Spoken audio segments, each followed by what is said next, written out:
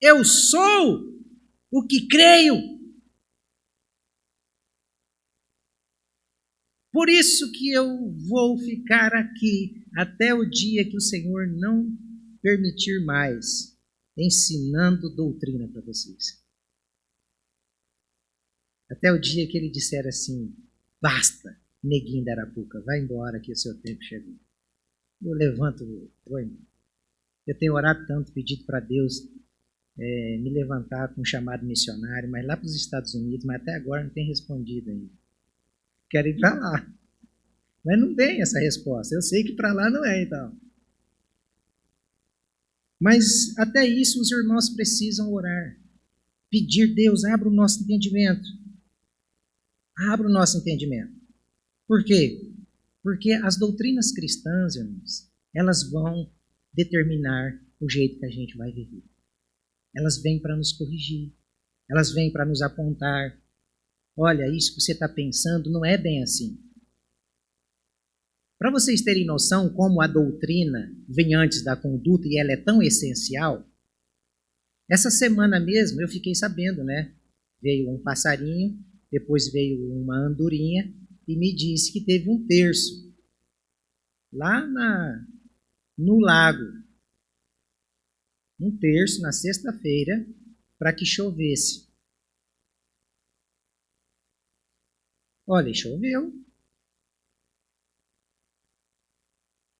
Agora, me responda uma coisa. Por que não fizeram esse terço na metade do mês que não tinha previsão de chuva? Por que foram fazer o terço na sexta-feira que já tinha uma previsão de chuva para o sábado?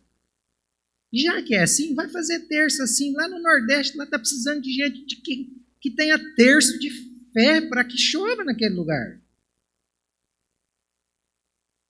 Me desculpe se a sua fé está fundamentada nestas coisas. Talvez você está me acompanhando aí pela internet e você fica chocado comigo, mas olha, é para vocês terem noção como que a doutrina, ela vem antes da conduta, ela é mais importante do que fé.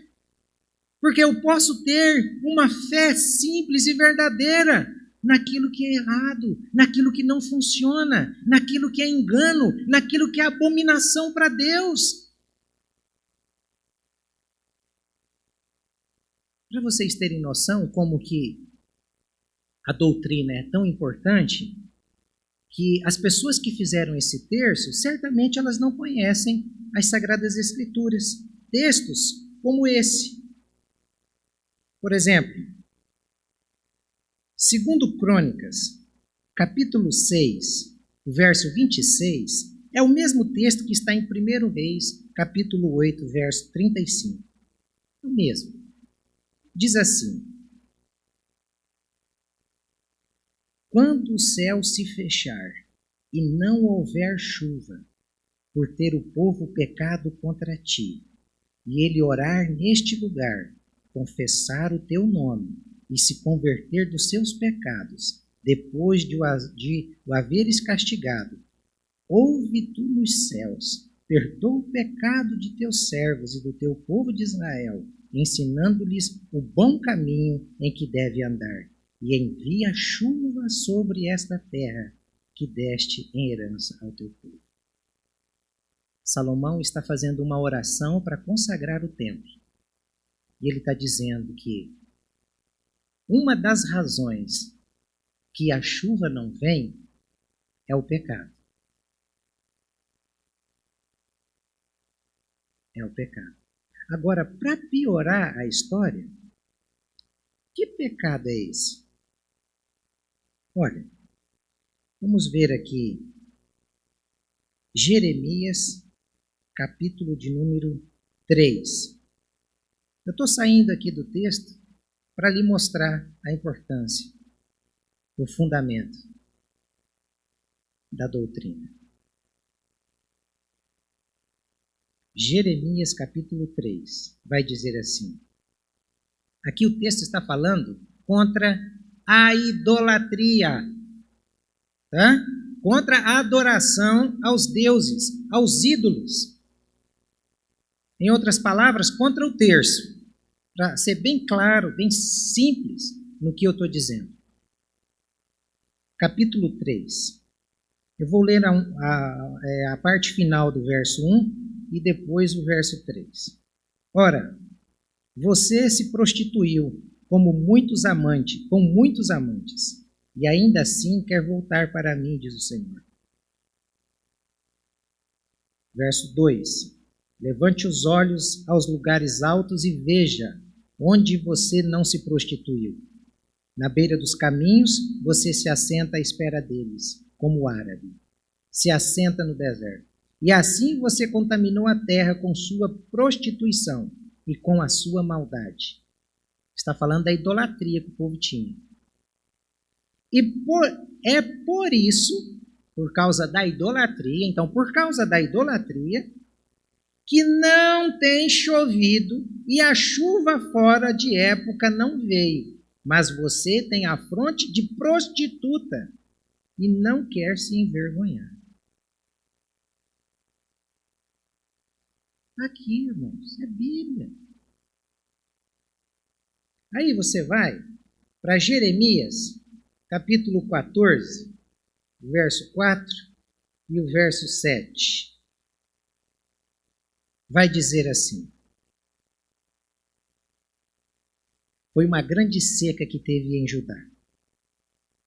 Aí vai dizer, no verso 4, por não ter havido chuva sobre a terra, esta se acha ressequida, e por isso os lavradores decepcionados cobrem a cabeça. Olha o verso 7. Ainda que as nossas maldades testifiquem contra nós, ó Senhor, age por amor do teu nome, porque as nossas rebeldias se multiplicaram, pecamos contra ti. Agora, nós vamos para Amós, capítulo 4, versos 6 e verso 7. Amós, capítulo 4, versos 6 e 7.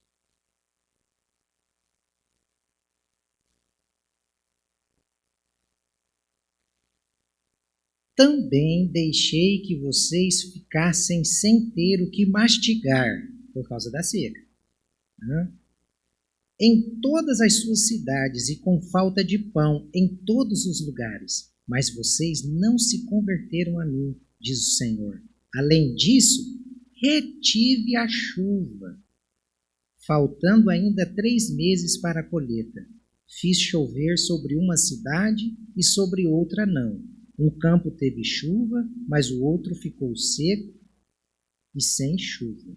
Agora, para encerrar, Zacarias, capítulo 10, verso 1 e verso 2. Zacarias, capítulo 10, verso 1 e verso 2.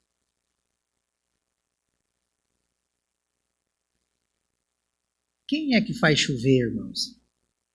É o terço que faz chover? Olha o que a Bíblia vai dizer. Peçam ao Senhor a chuva.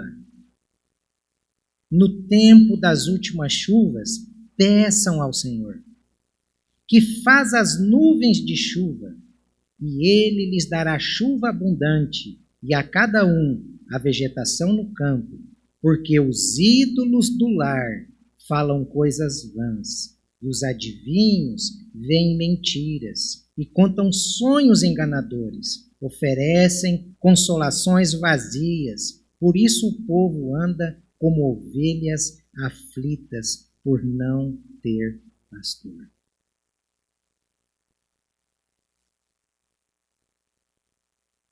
É importante a doutrina ou não é importante? Aquelas pessoas foram lá de boa fé,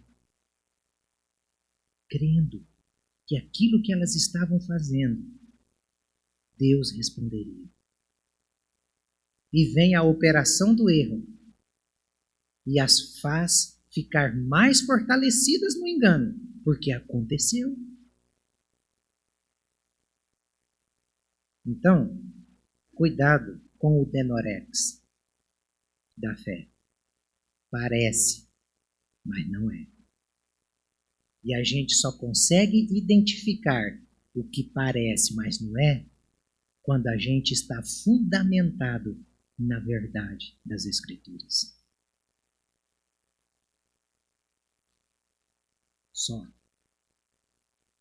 Então, quando a gente volta para isso daqui, conduta ou doutrina, não há nada mais tosco, nada mais ignorante e religioso do que eu chegar e dizer às pessoas que não creem, que não conhecem no Evangelho,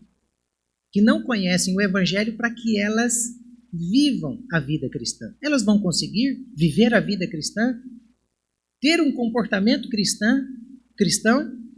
Elas vão conseguir? Seja sincero. Aquela pessoa boa que você conhece, aquela pessoa que aparentemente não tem pecado aos nossos olhos, a gente diz, só falta ser crente. Mas se ela não tiver sido regenerada, se ela não tiver tido o entendimento do Espírito para as verdades, ela conseguirá viver a vida cristã? Claro que não. Então, as doutrinas, elas são para quem? Elas são para os crentes. As doutrinas servem para moldar o nosso comportamento. Por isso que Paulo vai escrever aos Romanos no capítulo 12, dizendo, irmãos, não vos conformeis com este mundo, não tomem a forma deste mundo, não queiram andar de calça caque e camiseta preta. Porque os outros estão andando, porque tem um grupo na igreja que anda. E o líder é o Paulo. Mas voltando aqui, irmãos, esta é a verdade do Evangelho. E vocês já notaram, vocês já perceberam que nós estamos tentando viver as mesmas coisas que as pessoas do mundo fazem? Daqui a pouco vai ter o carnaval aqui dos irmãos, mas vai ser o carnaval de crente. A gente precisa ter o equilíbrio e a maturidade e saber que Paulo está requerendo de nós que todos nós vivamos uma vida. Como é que nós devemos viver? De modo digno do Evangelho. Viver do modo digno é viver de acordo com aquilo que o Evangelho diz para a gente viver. Acordemos, irmãos. Até quando nós vamos ficar nessa meninice nossa? Não é hora de crescer, não. Não é hora de dizer assim, agora eu não posso mais pensar como as pessoas do mundo pensam. Eu não posso mais tentar adequar as coisas do mundo à vida cristã. Não, peraí, eu tenho que deixar essas coisas. Eu tenho que me moldar pelo Evangelho. Por isso que é difícil ficar escutando doutrina. Porque a doutrina confronta.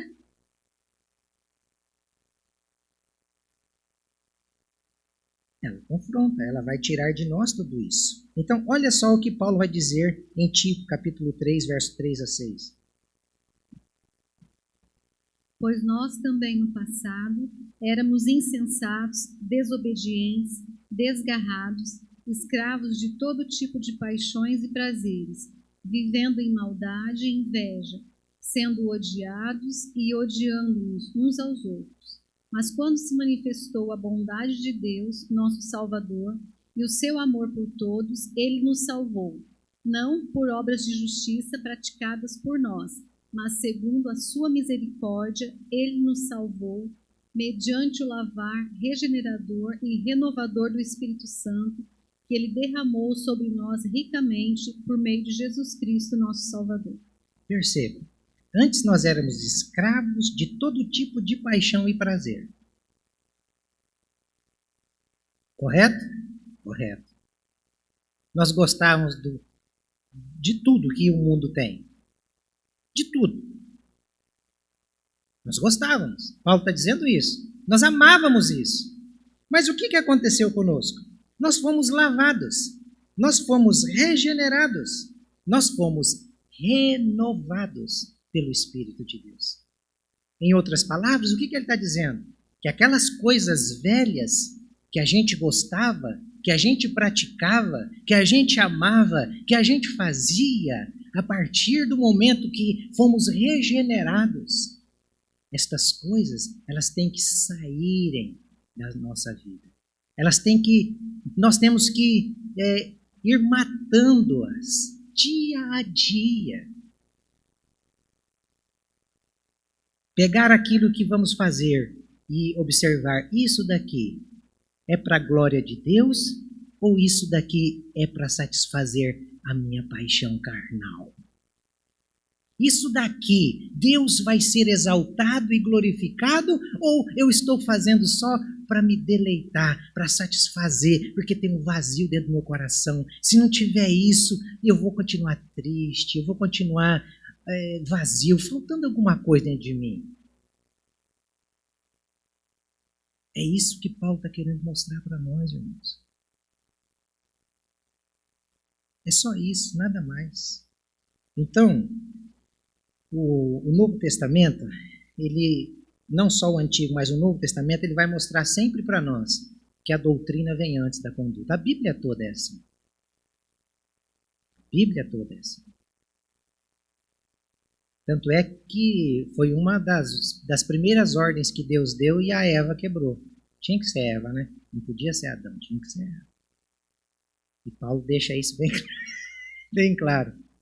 Bem claro. Em 1 Coríntios capítulo 10, que quem pecou primeiro foi Eva. Aí dizem, Paulo é machista. Não, não é machista. Foi verdade ou não foi? Foi. Então eu não posso dar o ouvido sempre a Ellen, o que ela vai dizer. Nunca eu vou poder acatar tudo. Tem coisas que a Ellen vai dizer corretamente, como tem coisas que eu também vou dizer que a Ellen não pode acatar. O que é que tem que estar no meio? O que é que tem que estar entre eu e a Ellen? Qual é o filtro? A Bíblia, irmão. É a Bíblia. A Ellen vai dizer uma coisa para mim, eu vou dizer, espera aí, Ellen, mas vamos ver se é bíblico isso. Aí aquilo que a Ellen disse não é bíblico. Não é bíblico. Não, Ellen, não vou te ouvir. Pensou se o Adão tivesse feito isso lá no jardim? Mas não podia, né? Não ia ficar solteiro pro resto da vida. Eu não ia estar aqui, você não ia estar aqui. E é engraçado que uma mulher vive sem homem. Por isso que ela pecou primeiro, né? Mulher vive sem homem, mas homem não vive sem mulher. Pode ver, tem gente que morreu, já casa logo. Eu já disse para ela, olha, se você chegar a morrer, que ela fala que vai morrer logo, eu falo, olha, se você morrer, eu acho que eu vou fazer igual Calvino, vou entrar nos livros, estudar, o resto da vida. Ela, eu te conheço. Vai casar no outro dia. Eu estou tentando manter firme, dizendo que não.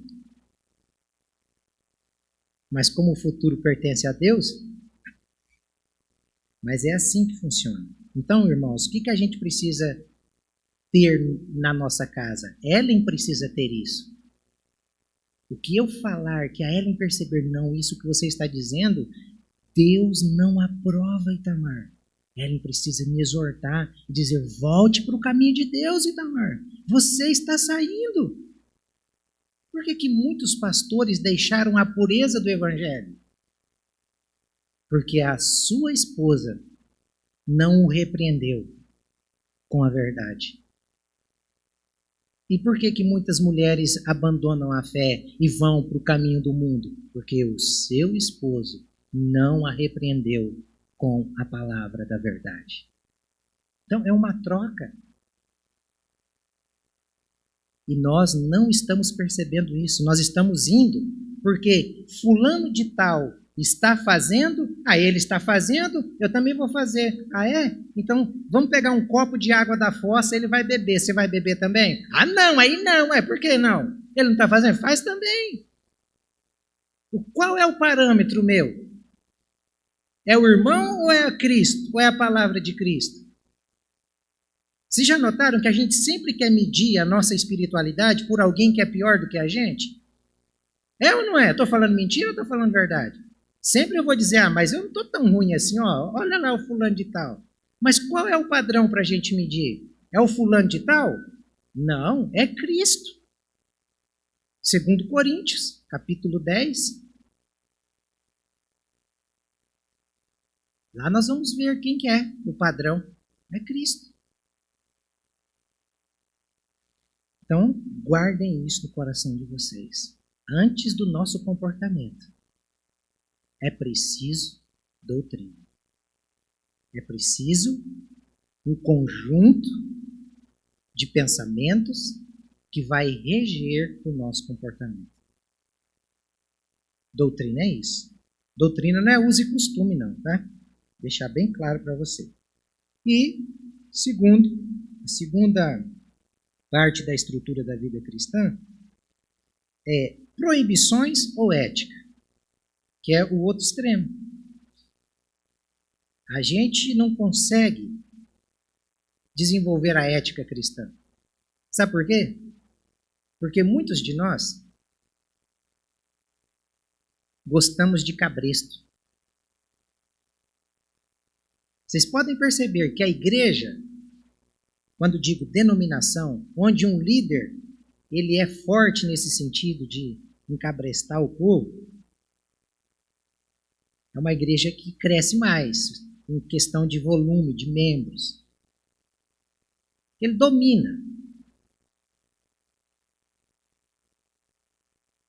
Só que aqui, o evangelho não é para nos encabrestar. O evangelho é para nos libertar. Então, quando o evangelho nos liberta, eu não vivo mais debaixo de proibições. Eu vivo debaixo da ética cristã. Porque as proibições, elas não fazem parte do evangelho. Elas podem até parecer um elemento de verdade. Até tem um elemento de verdade nas proibições, quando você lê as cartas. Mas as proibições faziam parte mais do Antigo Testamento. O Novo Testamento já é um livro mais de ética do que de proibição. Porque a ética é acima da proibição. Você pode perceber que no Antigo Testamento os 10 mandamentos vai dizer o que eu tinha que fazer e o que eu não tinha que fazer.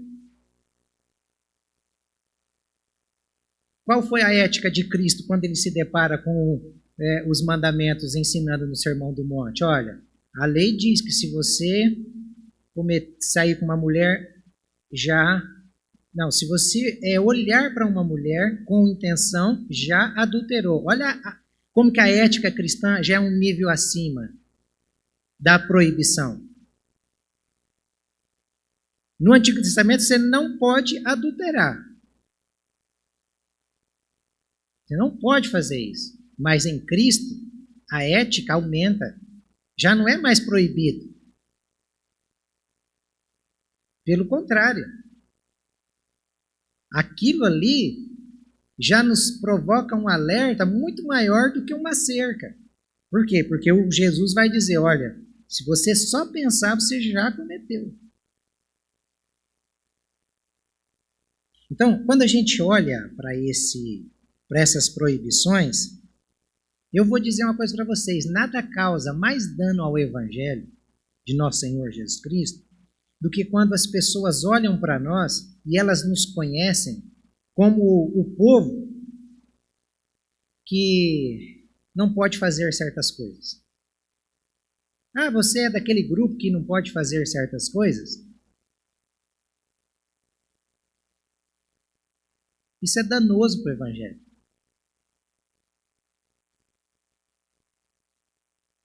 Quando nos identificarem assim, nós devemos corrigir essa visão. Não, nós podemos fazer tudo o que você pode.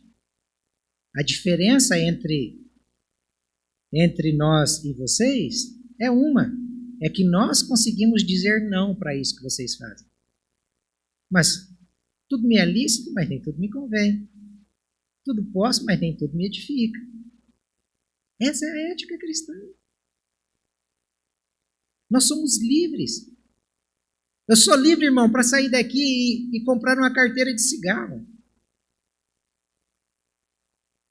Mas aquele que é escravo do cigarro não pode ter a mesma liberdade que eu. Porque eu saio e não compro. Não compro porque eu não quero. Agora ele é escravo, ele sai e tem que comprar. comprar, porque se ele não comprar, ele não dorme. Ele fica com abstinência, ele começa a ver coisa onde não tem. Mesma coisa da cachaça. Mesma coisa do adúltero. Mesma coisa do cara que tem a gula. Enquanto ele não vê o fim do pote de sorvete, ele não acaba. Ele não para. O fim daquela torta de charge lá da Real, não para. Então, o que é que o texto está querendo mostrar para nós? O verso 27 está querendo trazer-nos ao equilíbrio. Ao equilíbrio. A nossa conduta, ela deve ser compatível. Ela deve combinar com aquilo que dizemos ser, com aquilo que dizemos crer. Por isso que não há proibição. O que deve acontecer isso é compatível. Não há proibição, há comparação, há combinação. É compatível a uma senhora usar roupa de adolescente? É compatível? Combina? Vocês acham que combina? Uma senhora de, vamos pegar aí, 70 anos, 65, 70 anos, usar roupa de adolescente. Combina, Vanusa? Não, né? Não combina. Agora, combina uma adolescente, uma mulher cristã, usar roupa que uma mulher da vida usa? Combina? Não? Está vendo? Como que é fácil? Precisa proibir? Não, não precisa proibir. Precisa orientar. Precisa olhar para as doutrinas e perceber, isso não combina, isso está fora, olha, não combina comigo, não combina com a minha idade, principalmente não combina com o evangelho que eu creio. Combina para um homem casado ficar mandando mensagenzinhas no WhatsApp para outra mulher casada? Combina? E ele se diz cristão? Combina? Não, não combina. Combina para um cristão roubar? Precisa proibir? Mas você não pode roubar. Não precisa. Então, o que a Bíblia está querendo mostrar para nós, irmãos? No verso 27, Paulo está dizendo isso. A vida cristã não é um conjunto de proibições. A vida cristã é um comportamento ético, é um comportamento em que você olha para as doutrinas do Cristo e você vai viver de acordo com aquilo que combina com o Cristo que você professa crer. Simples assim. Simples assim.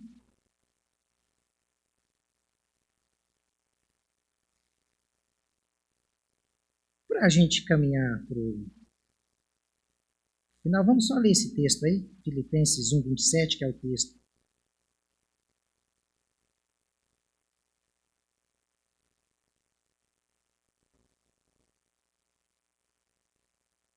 Acima de tudo, ligue o microfone. Acima de tudo, vivam de modo digno do Evangelho de Cristo, para que, ou indo até aí para vê-los, ou estando ausente, eu ouça a respeito de vocês que estão firmes em um só espírito, como uma só alma, lutando juntos pela fé do Evangelho. É isso que Paulo falou. Vivam de modo digno. Ele não deu uma lista de proibição. Ele deu um conceito. Ele deu a ética. Qual é a ética? O Evangelho. Só isso. E para a gente caminhar aqui para o final, como o cristão deve viver? De dois modos aqui. Primeiro, o cristão deve viver como um colono. Lembrem-se que Filipos era uma colônia de Roma. Certamente em Filipos haviam muitos cidadãos romanos. E por eles serem cidadãos romanos, eles podiam escolher se submeter à lei romana e não à lei de Filipos. E certamente eles não eram travados, eles não eram presos pela lei de Filipos, porque eles eram subjugados pela lei de Roma. Então, como nós devemos viver como colonos? Nós somos desse mundo, irmãos? Não. Nós estamos aqui nessa colônia de Faraó. Nós estamos aqui nessa colônia de Satanás. Nós estamos aqui nessa colônia onde a lei é de homens, onde a religião é do diabo. Nós não estamos subjugados a essa colônia. A nossa lei é divina. Por isso que nós não podemos, de modo algum, como colonos, desejar a vida desse mundo. É por isso, só por isso. Olha o que Paulo vai dizer. Paulo dizendo em Tito, Gálatas, e o Pedro também escreve, nos lembrando de que somos colonos, e nós não somos daqui, nós somos colonos.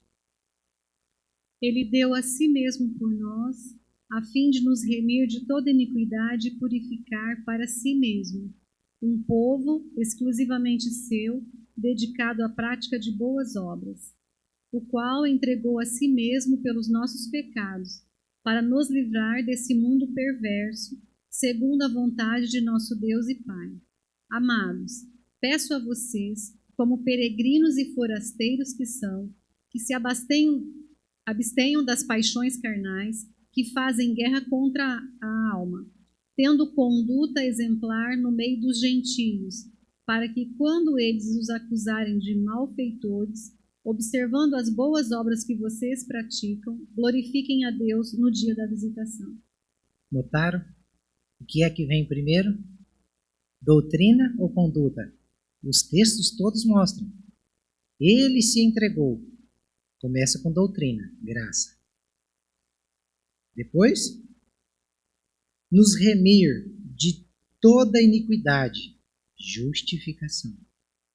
Depois, purificar, santificação. Para si mesmo, um povo exclusivamente seu, eleição. E daí termina com a consequência do que a gente acredita, do que a doutrina aponta. O nosso comportamento vai ser o fruto da doutrina que a gente crê. Isso é insuportável ouvir. Isso causa ânsia no coração daquele que não quer se subjugar às doutrinas do Evangelho. Isso é insuportável. Isso é intragável. Mas você, como colono, você está entendendo o que eu estou dizendo. E eu não posso cobrar de quem não é colono que ele viva assim. Por isso que eu não posso proibi-lo de nada. Se eu ficasse ali, 1 metro, essa saia entra, essa não entra. Não posso proibir. Mas o colono está entendendo. Agora, o cidadão do faraó, só Deus para abrir os olhos. Só Jeová. Não tem outra forma. E a segunda forma e última, como cidadão do céu. Como cidadão do céu. É o que o texto, nós já lemos, menciona. Então, nós devemos viver de modo digno, de tal modo que aqueles que estão à nossa volta percebam a doutrina que sustentamos, o Deus que cremos e a fé que professamos ter.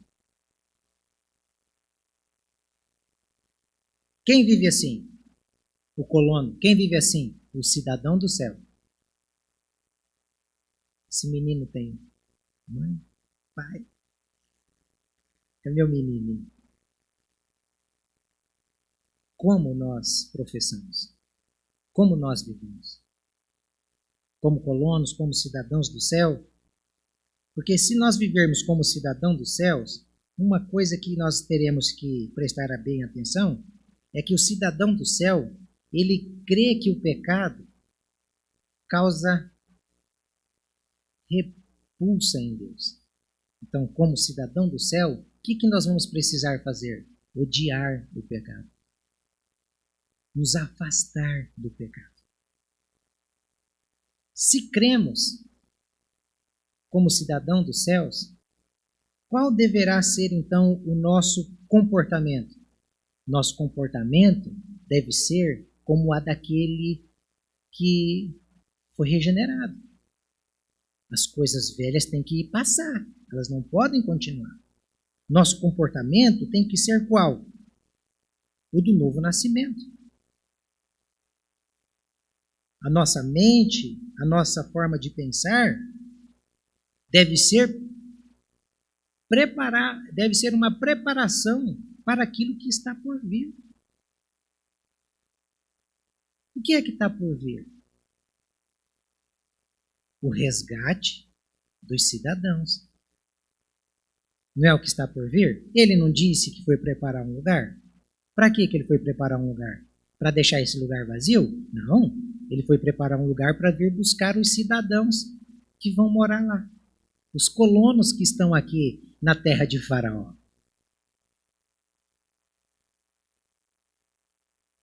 Seu coração está esperançoso com esse porvir? Com essa cidadania plenamente, completamente restaurada na glória? Então, onde nós devemos fixar os nossos olhos? Para onde é que nós devemos fixar os nossos olhos? Essa semana eu fiquei assim um pouco triste, desanimado, mas eu lembrei de um vídeo que o Paulo passou aqui, o Paulinho, e nós vamos encerrar com esse vídeo. Esse vídeo é um ânimo. É um ânimo para aqueles que são cidadãos do novo céu, da nova terra, da nova Jerusalém. É para você se animar. É para você colocar os seus olhos lá e esperar só lá. Porque aqui nós só vamos receber o que Faraó tem para dar, gente. Só. Então que Deus nos ajude a convencer o mundo da veracidade do Evangelho através da nossa conduta cristã. E nós só teremos uma conduta cristã coerente se as doutrinas de Cristo estiverem plenamente na nossa mente e no nosso coração. Após esse vídeo, você pode cumprimentar as pessoas próximas a você.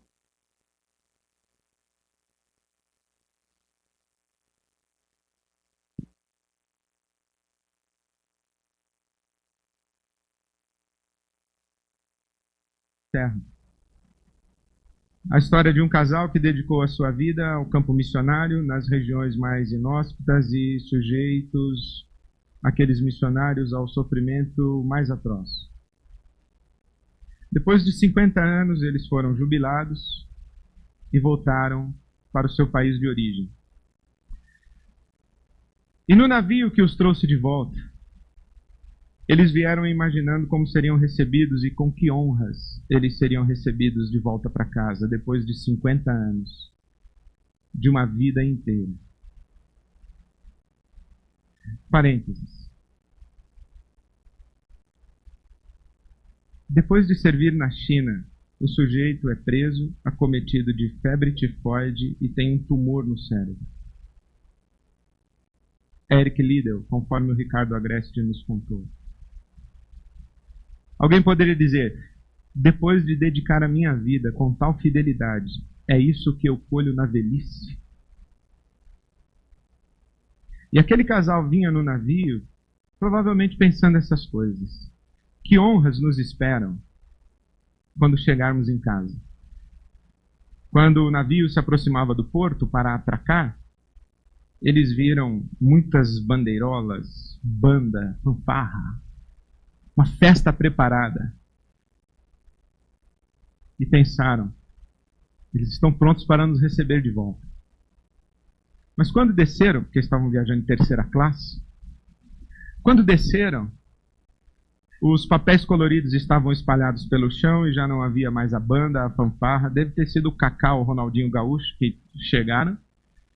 O Gaúcho não mais, infelizmente, ou pelo menos por enquanto. Alguém chegou na frente e a festa não era para o casal. Eles foram para casa, carcomida pelo tempo, não havia ninguém para esperá-los, não havia festa, não havia boa recepção, não havia recompensa.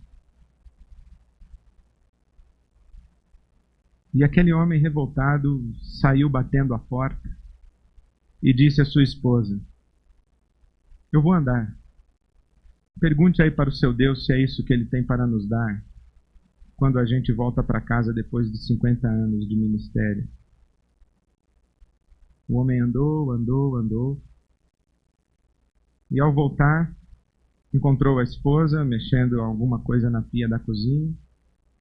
Entrou e perguntou à mulher, em tom de deboche: e então? Falou com o seu Deus se é isso que ele tem para nos dar quando a gente volta para casa depois de 50 anos de vida dedicada ao ministério? E a mulher, sem virar-se, simplesmente disse: falei. E o que foi que ele disse? Ele disse que nós ainda não chegamos em casa. Amém.